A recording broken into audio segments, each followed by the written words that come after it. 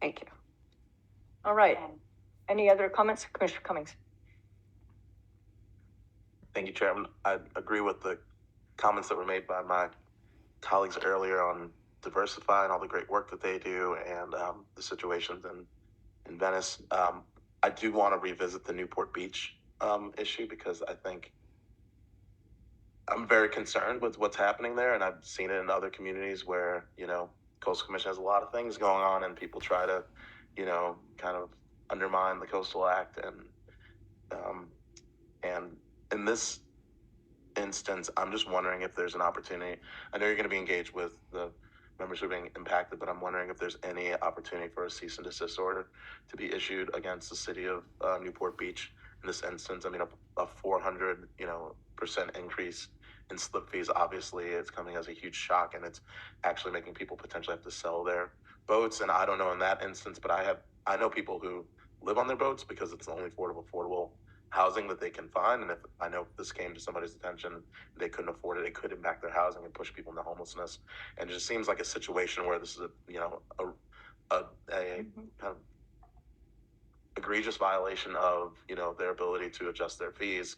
And so I'm just wondering what potential enforcement action can be taken in order to kind of allow for a conversation to happen and allow for us to see whether or not what they're doing is legal before this fee actually gets implemented, because it can have direct significant impacts on people who are at these moorings.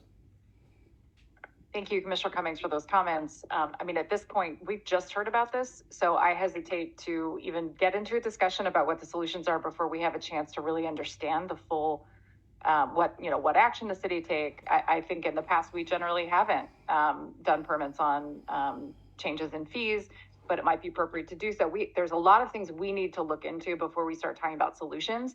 But I assure you that when we get to that point and we know we get our heads wrapped around what the situation is, and I know we need to do that quickly. I'm very aware of the gravity of the situation.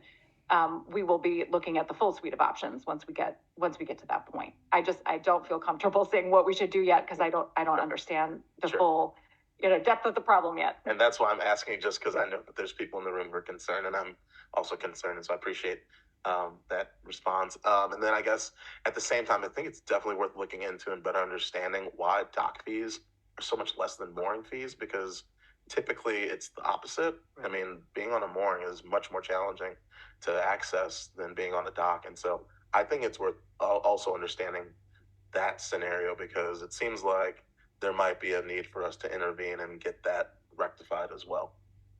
Thank you.